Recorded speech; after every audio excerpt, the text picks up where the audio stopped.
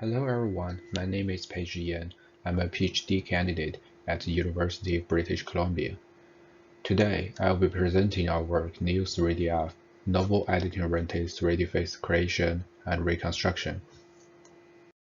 So first, let's see some application scenarios of the 3D face. A 3D face can be used in virtual meeting, virtual closing try-on, virtual receptionist, and virtual concert. These applications require the 3D face to be customizable. To customize the 3D face, 3D face reconstruction and 3D face editing are needed. Here, the 3D face reconstruction we talk about is single image based.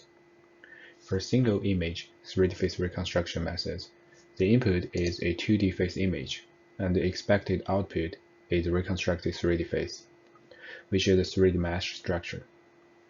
For most 3D face reconstruction methods, the goal is to estimate the parameters of a generic 3D face model. The model can either be a PCA-based model such as 3D or a neural network-based model. 3D face editing methods tend to be more engineering, since the purpose is to assist human users to easily edit a 3D face. When users editing a 3D face, they usually focus on one part of the face at a time. And we start thinking, can we combine 3D face reconstruction and editing together? And can they benefit each other? In single-image 3D face reconstruction, factors such as lack of depth information and varying lighting conditions could cause the reconstructed 3D face not accurate enough. So given a single view image, the best we can do is to align the 3D face shape to the image, if we don't consider texture. And actually, the better aligned 3D face helps to map the texture from 2D image to the 3D face more accurately. To improve the 3D to 2D alignment, we can use sparse landmarks as a guidance, but this way is not accurate enough. We can also use dense landmarks, but the data collection will be very expensive. There is a cheaper way to help the 3D to 2D alignment, which is by using the 2D semantic face segmentation, and we choose to go this direction. In 3D face reconstruction, the face model is usually a global-based model, such as 3D due to its simplicity. However, when we added 3D face, it's natural to focus on one part of the face at a time. In this case, the local-based 3D face model is more useful. To address the challenge, we start from a global-based 3D face model and build a semantic segmentation-based local 3D face model. And to ensure that the 3D face segmentation is consistent with the 2D segmentation, we first render the 3D face model to 2D and run a pre-trained 2D face image parsing model on it to get a 2D face parsing. Then we map the 2D pixel level parsing labels back to 3D mesh verses. We do it multiple times with different rendering poses to ensure the 3D face segmentation is accurate. We later develop sub-models for different semantic parts of the face. The advantages are, first, it ensures that editing the shape of one part of a face does not cause changes in the other parts, resulting in easier and more convenient editing.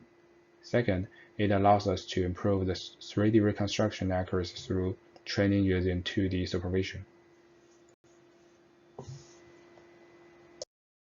Now I begin introducing our new 3DF framework. At the beginning of the framework is a pre-trained face net that extracts the deep features of the input face image. Followed by the face net encoded features are 6 small multilayer perception networks.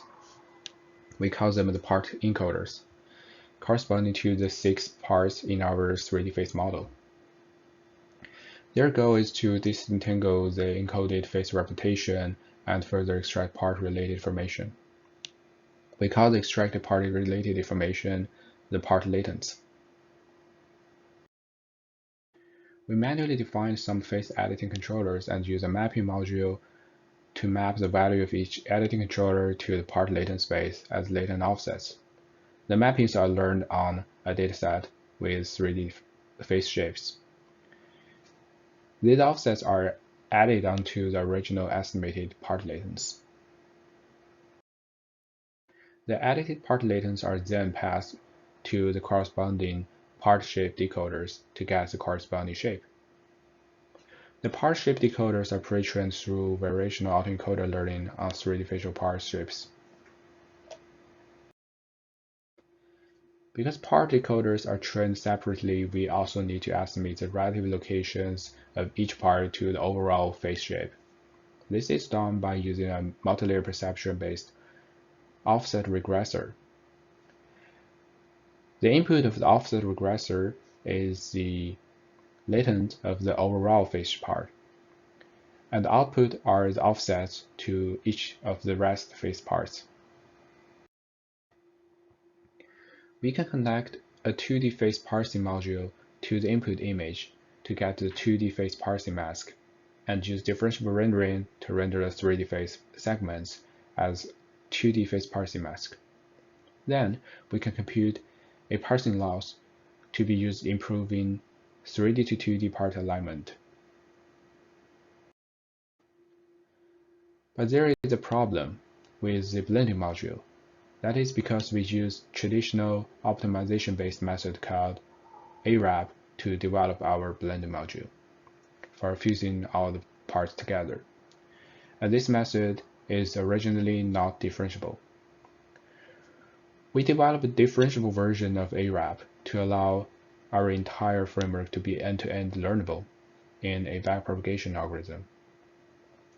The main idea is to make each optimization iteration of ARAP to be a computational layer, and we pre-compute some matrices such as the graph lapulation of the face mesh and the linear system used in ARAP, and treat them as constant matrices. The loss can be backpropagated through the dashed line.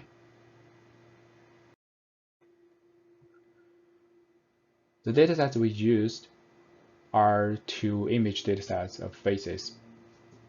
One is the Celeb A Mask HQ dataset with 30,000 face images and manually labeled parsing masks. The other dataset is FFHQ, which contains 70,000 face images but no parsing mask provided.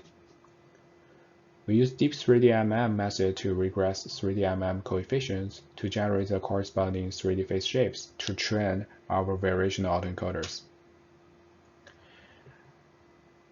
Because only the Celeb A Mask HQ dataset contains the parsing masks, we choose 25,000 images and masks from it and include it in the training data. The rest goes into the validation data. Here are some experimental results. We evaluate our method in terms of the 3D to 2D parts alignment. The metric we use is the average intersection over union.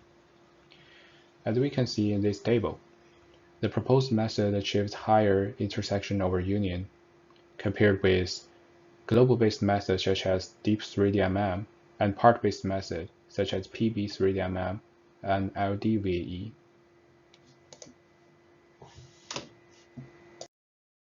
If we further adjust the editing controllers through an automatic method, we will get a better alignment accuracy.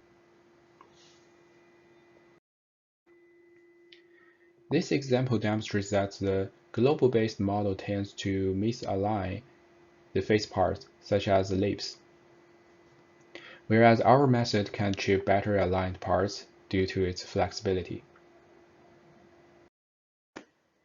This is the demonstration video. We first only change one feature of the nose.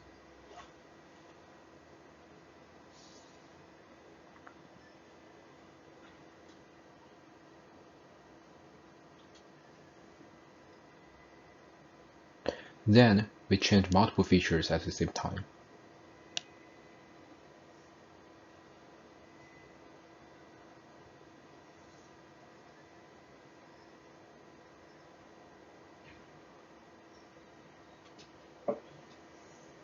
This is a demonstration of our user interface.